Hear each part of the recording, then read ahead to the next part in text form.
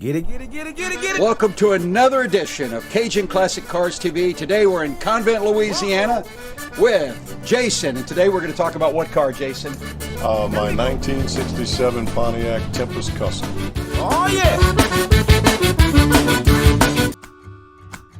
In St. James Parish, Louisiana, just near the Sunshine Bridge, which connects the east and west banks of the mighty Mississippi River, lies Convent, Louisiana, the parish seat of St. James Parish since 1869. While Convent is part of the New Orleans metropolitan area, it's as country can be, which means grain elevators, plantation homes, and some of the nicest people you'll ever meet in your life. And when you're in this part of Cajun country, a party could break out any time. And that's just what happened when I went to film Jason and his Tempest. It was Christmas Eve, and every year, folks up and down the Mississippi River get together to light the bonfires, which will illuminate Papa Noel's trip to the bayous to deliver presents to all good boys and girls. And I was honored to be invited to this family's Christmas Eve celebration, enjoying good food, including a big giant pot of gumbo and great fellowship. So, Jason, tell me a little bit about your background of cars and your love for old rides like this. Yeah, my love for vehicles of the old type came from my dad. My dad was a big Harley guy, but he also loved vehicles. So we actually built my first car together, a 1974 Dodge Charger Brougham Special Edition. And my dad was just a jack of all trades, wonderful man that was very, very handy.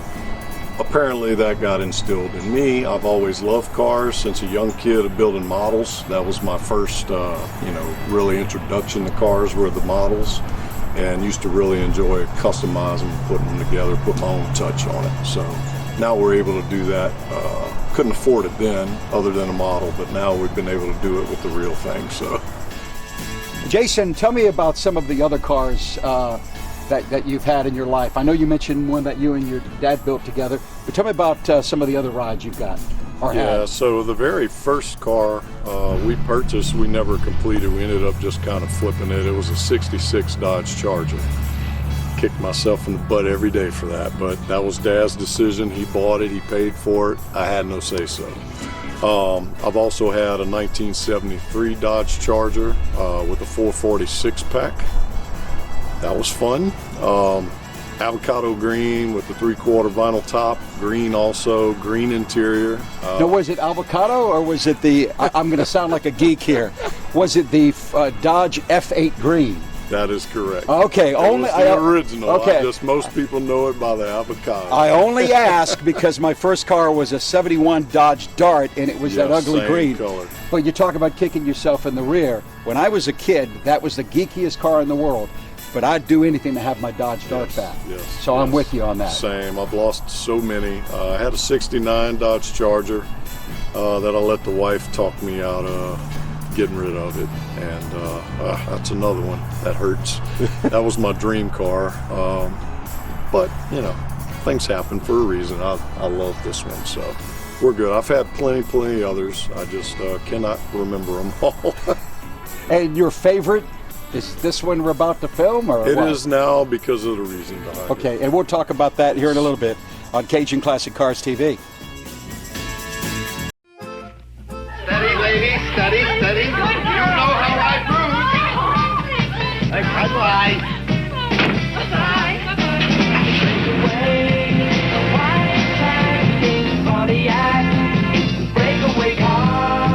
Why didn't I learn how to sing? So, Jason, when you originally emailed me and you said you had a Tempest, you kind of made sure you said not GTO style or not a GTO. Explain that to me. Yeah, so it's a funny story. Even my own dad, a lot of people clone these as a GTO. GTO parts are easier to find because there's a lot of reproduction parts out there for them. The Tempest had subtle differences from the GTO. On the front, you had a different grille insert. You had your blinker running lights are in the bumper on the Tempest, where the Pontiac GTO, it was in the grille. So a few minor differences. Also, the tail panel was different completely between the GTO, Le Mans, and the Tempest. All their tail lights were completely different. It took me 3 years of scouring eBay to find these NOS, new old stock tail lenses for this thing. But I finally found it. Well, when you said Tempest in your original email when you reached out, and by the way, thank you for doing that, it blew my mind because I have not heard Tempest in a long time. Yes. But I think the reason why, and you're more of that world, because I've got a Ford now and a Nash, so it's been a while since I've been in the Pontiac world. But I think a lot of people like the whole idea of doing the GTO thing because they like saying they got a goat. Sure. You know, so I think it becomes more of that ego of the goat and the coolness of that. Yeah, I'm sure so. Even my own dad, bless his soul, he wanted me to clone it too. And I said, no, Dad, I'm not doing it. It was born in Tempest. I'm keeping it at Tempest. And I am usually the only one at any given show. I don't see, there was one show in Pierre Park that another Tempest was, but it wasn't even a true Tempest. It was actually a Le Mans. People need to stop these transitions of cars. Of cars. Come on, not getting political here.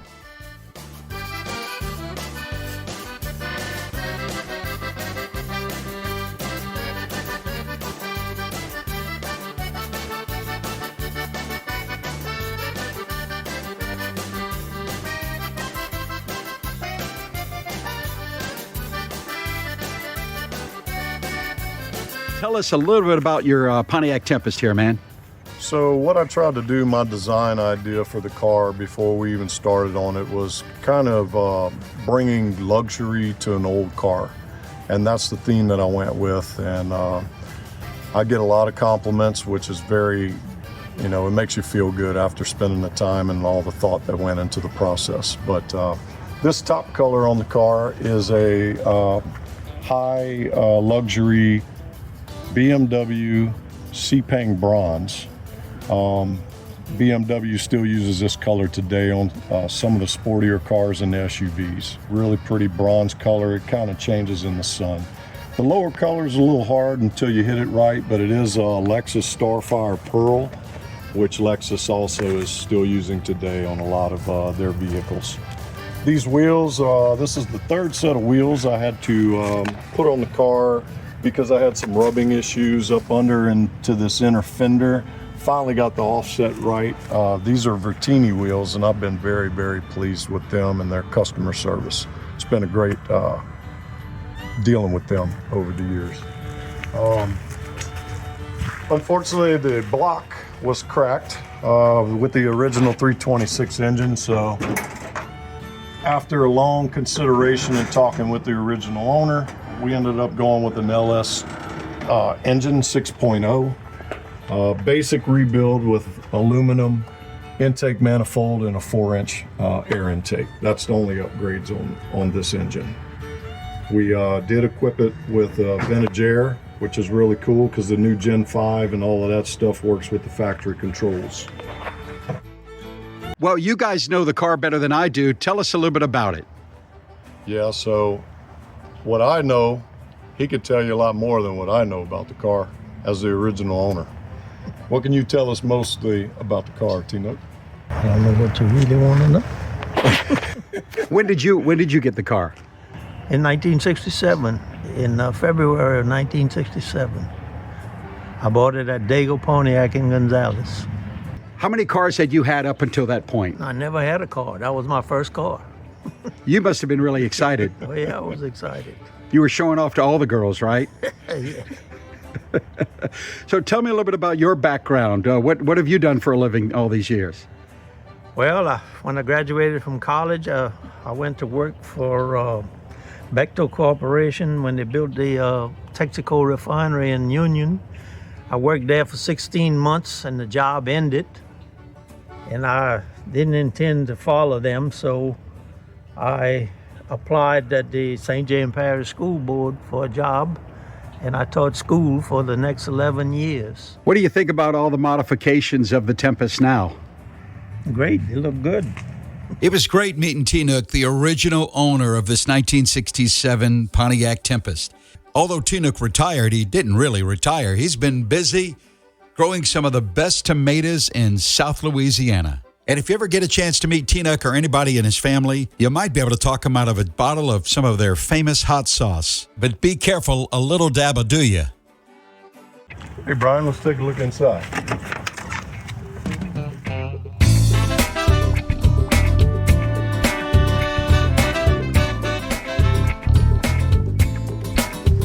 Okay, so tell us about some of the features, Jason, in the car. All right, so originally, naturally, it didn't have these gauges in it. These are classic instruments gauges that I was able to find to perfectly fit the interior colors of the car. It goes really well. I did some custom woodwork to angle them up towards me a little more since I am 6'3", tall guy. And then what's really cool, the vintage air system works with the original controls from the factory. The top is a little bit different than original, but they still function correctly and everything. And then your temperature is still done here on this lower one. Now this steering wheel is special because it's a one of a kind. I actually designed this and worked with a guy in Mississippi. He made this from a solid piece of billet aluminum for me. I then had it powder coated. I inserted and did my own wood pieces with the walnut wood, and then I sent it off to Texas to have the steering wheel wrapped with the leather. So pretty neat feature. Of course, we had to put the Pontiac emblem in there. So unfortunately, I did have to put the floor shifter in, even though it's an automatic. It's because of this big LS engine that we put into the car. It's much bigger than the original 326, which didn't allow for enough room for the linkage for the shift column automatic. Jason, it looks like you have a little bit more work to do, my friend. I do. The last thing on the list is the headliner, as you can tell. We're trying to go with the original GM fawn color that you see here on parts of the interior.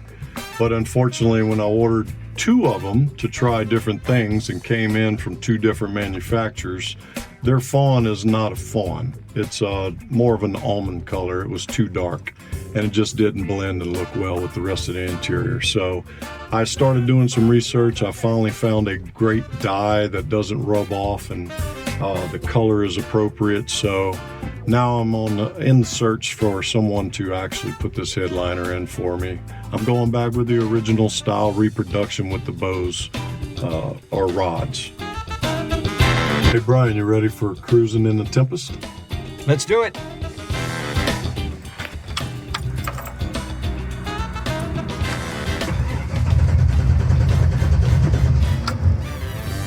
One more time.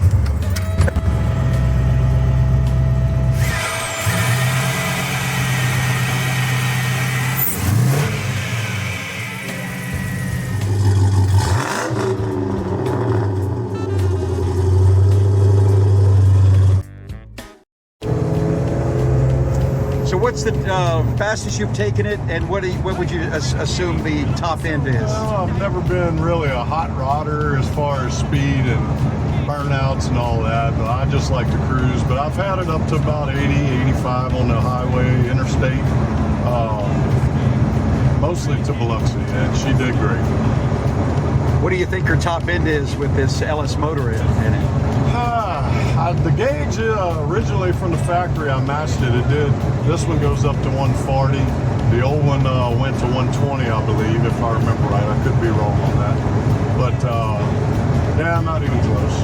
I don't know. She would probably go, I would think 125, 130, if I had to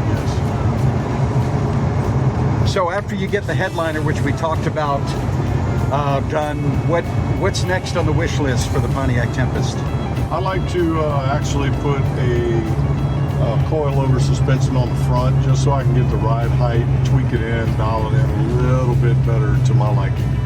These cars from the factory actually sat lower in the rear than the front, and I'm not a fan of that, and I like a rake towards the front a little bit more, just my personal preference. So I asked this of a lot of the subjects that I filmed. Is your family into the car stuff?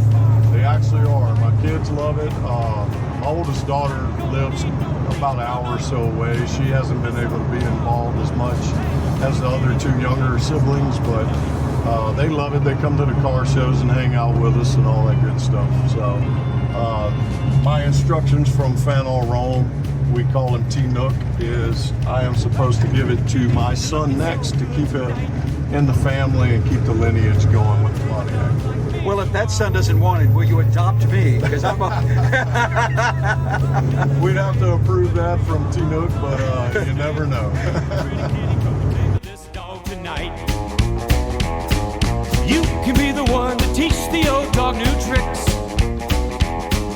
Never run away to go and get his kicks. 'Cause all of my life I've been... Well, it's been great cruising around in this 1967 Pontiac Tempest. Thank you, Jason. And thank you, T-Nook. Man, it was his car originally, so I'm blessed to be able to come here to Convent, Louisiana, right along the mighty Mississippi River on another edition of Cajun Classic Cars TV. Go to our website, CajunClassicCarsTV.com, or our Facebook page. Look for the videos on YouTube or TikTok and become part of our community. There you go.